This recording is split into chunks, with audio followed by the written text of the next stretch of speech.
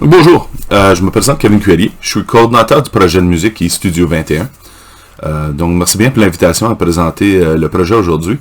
Donc, mon grand but pour cette présentation, c'est de faire connaître le projet davantage, ainsi que les nouveautés qu'on a dans le projet pour l'édition 2021-2022. On a plusieurs choses qu'on ajoute au projet en plus de notre projet classique. Donc, c'est le fun de pouvoir le présenter d'une façon où ce que vous pouvez peut-être aller explorer les différentes nuances qui existent dans le projet.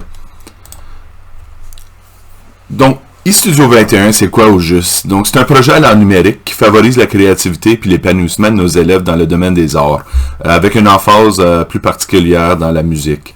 On a certains éléments du projet qui vont toucher d'autres domaines d'art, l'art visuel et des choses du genre, mais en grande partie, notre plus grande composante, c'est la musique. Donc, le projet existe depuis 2013. Donc, cette année, ça marquera la 9e édition du projet. Un projet qui a touché quand même des centaines d'élèves à travers des années. Et puis qui continue à vraiment épanouir et à grandir chaque année. Donc, l'entier du projet regroupe plusieurs activités. Chacune d'entre eux cherche à faire des liens entre l'utilisation de la technologie puis la créativité musicale ou artistique.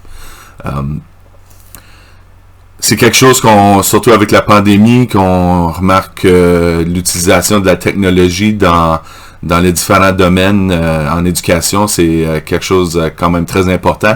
Nous autres, c'est quelque chose qu'on a fait depuis le début du projet, vraiment, pouvoir aller chercher les différents éléments technologiques et puis comment qu'on peut y insérer non seulement comment jouer la musique ou comment présenter la musique, mais comment vraiment l'utiliser comme un outil créatif dans le domaine de la musique.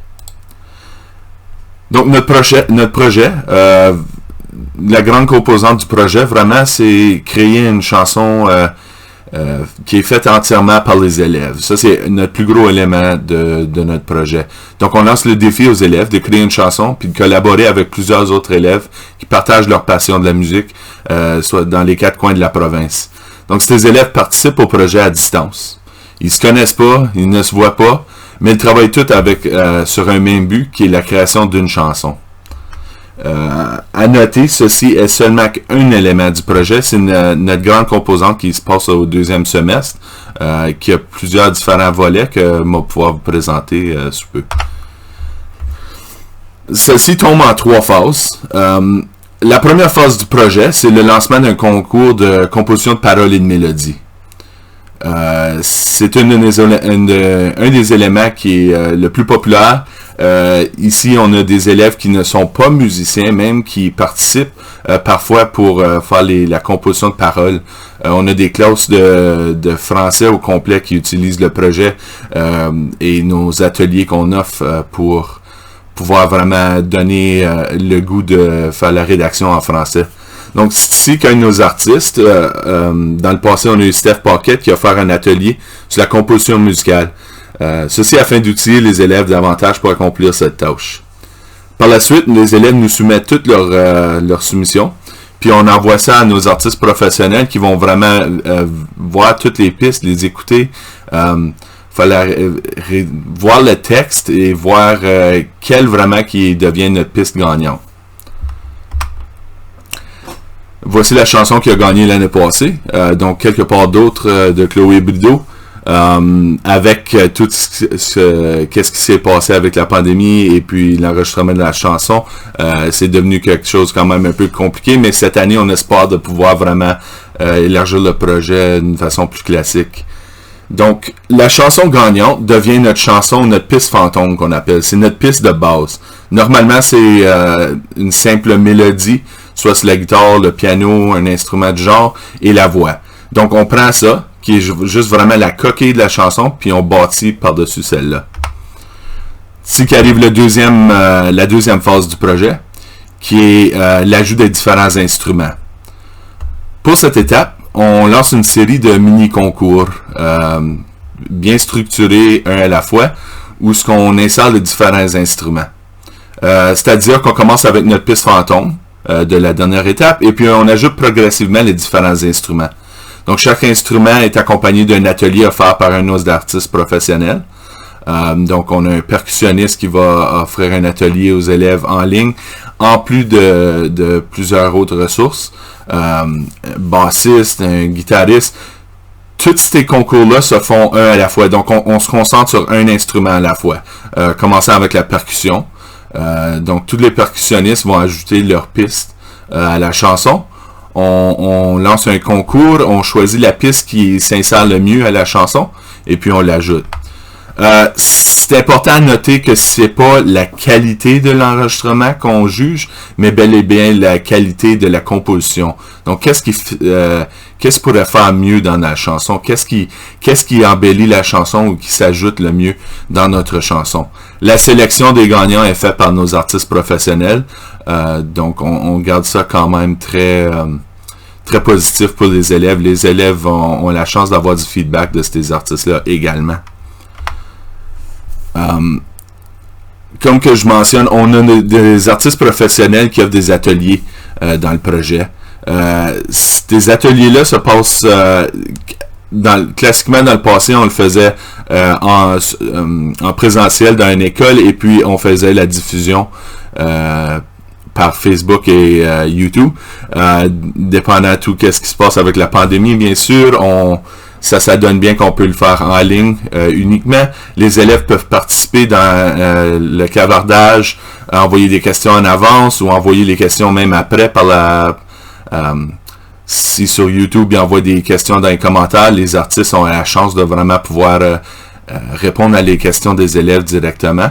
Ou les élèves encore mieux peuvent participer en direct, qui veut dire pendant que l'atelier se fait, l'élève peut vraiment avoir un échange avec un des artistes qui touche un instrument vraiment qui pourrait les intéresser.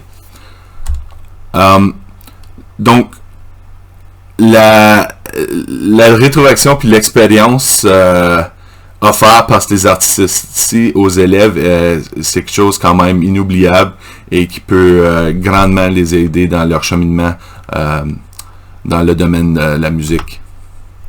Vous donner un petit exemple de ceci. On a Steph Paquette qui a offert une rétroaction à un de nos élèves pour sa composition. Ça vous donne un peu l'idée de qu'est-ce que l'élève peut recevoir pour comme rétroaction. Mais qu'est-ce qui marche, c'est la façon que tu chantes, la façon que tu entrelaces ça, surtout dans ton refrain. Quand c'est non, je ne veux pas rester. Évidemment, là, je suis dans ta tonalité, là. Okay, c'est un peu trop haut pour moi, mais quand même. J'aimerais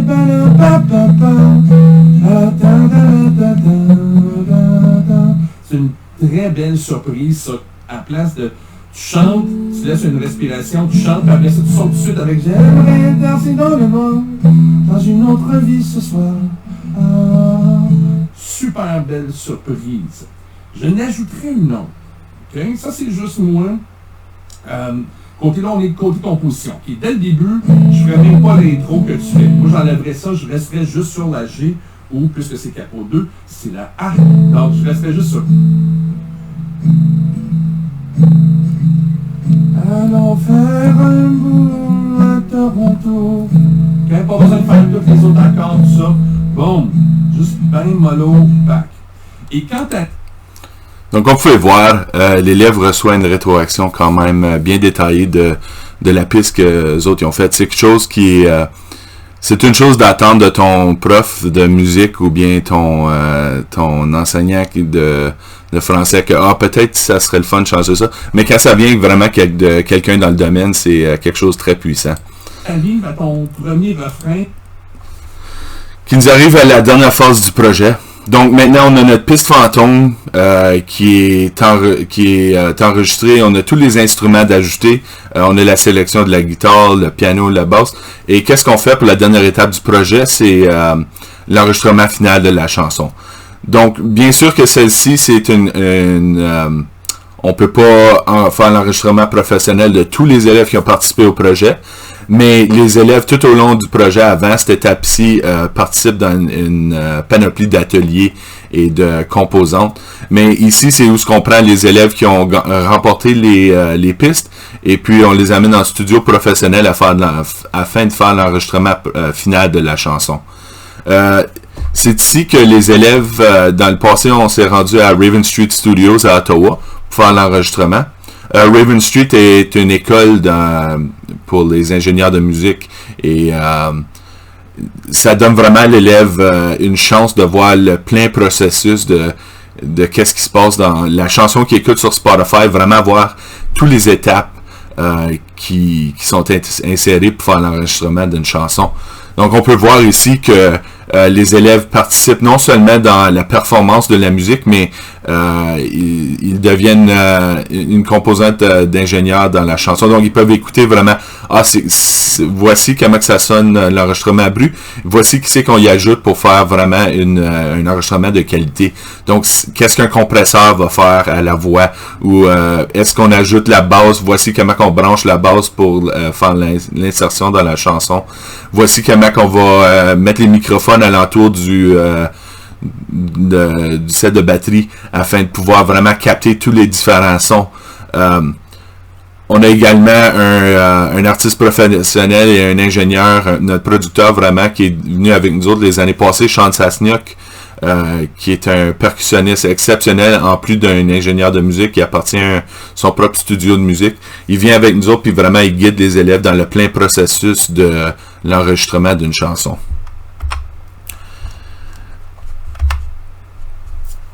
Les élèves qui ont participé dans l'enregistrement de la chanson et dans la composition de la chanson, on les enregistre en plus de ça au SOCAN, qui est la société pour les sociétés des artistes. Donc c'est ici vraiment que ils font le logement pour tous les droits à qu'est-ce qui vient à la chanson. Donc le SOCAN, la Société canadienne des auteurs et compositeurs et éditeurs de musique. La chanson devient vraiment leur chanson aux élèves. La chanson est à leur nom.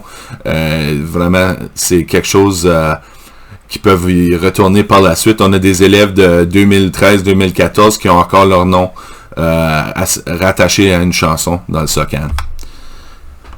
Donc ça, c'est une des grandes composantes. C'est la plus grande composante du projet Studio 21, mais on a plein d'autres choses qui se passent tout au long de l'année.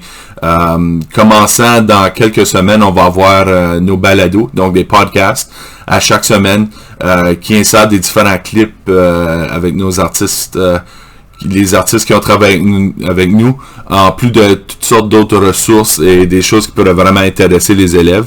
Ceux-ci sont logés aussi sur le CAO, en plus de notre on a un EAV qui va avoir toutes les ressources retrouvées, mais le tout peut aussi être retrouvé sur YouTube et notre site web. Comme commencé, on a eu plein de différents ateliers dans le passé, des différentes choses. Donc on a nos balados, on a en session avec eStudio vraiment qui est des mini-ateliers où certaines classes vont participer et puis on peut vous montrer un peu comment faire l'enregistrement en ligne, comment faire une collaboration virtuelle. Et nouveau pour cette année, on a le défi duo. Donc le défi duo qu'on vient de lancer dans la dernière semaine, c'est notre défi TikTok et YouTube Shorts, où on a une série de vidéos d'accompagnement, où ce qu'on invite les élèves à créer et enregistrer en duo avec la vidéo. Donc les duets et duos, quelque chose de très populaire sur TikTok tout de suite. On essaie vraiment de voir comment on peut utiliser TikTok comme un outil éducationnel, et dans la musique, ça devient quelque chose de très facile à faire. Donc, nous autres, qu'est-ce qu'on a? Si jamais vous allez voir notre TikTok, vous pouvez voir un exemple.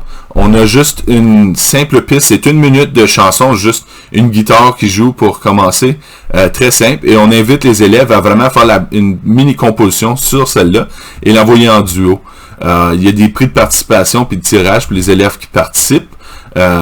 Les élèves peuvent aller s'inscrire tout de suite sur studio21.ca. Il n'y a pas vraiment de date pour final pour l'inscription pour cette étape ici. C'est quelque chose qui est qu'on va rester ouvert. On va envoyer à chaque semaine un différent vidéo. Les élèves peuvent insérer leur propre composition à celle-ci. C'est quelque chose qui devient, je pense, qui pourrait être très cool à voir.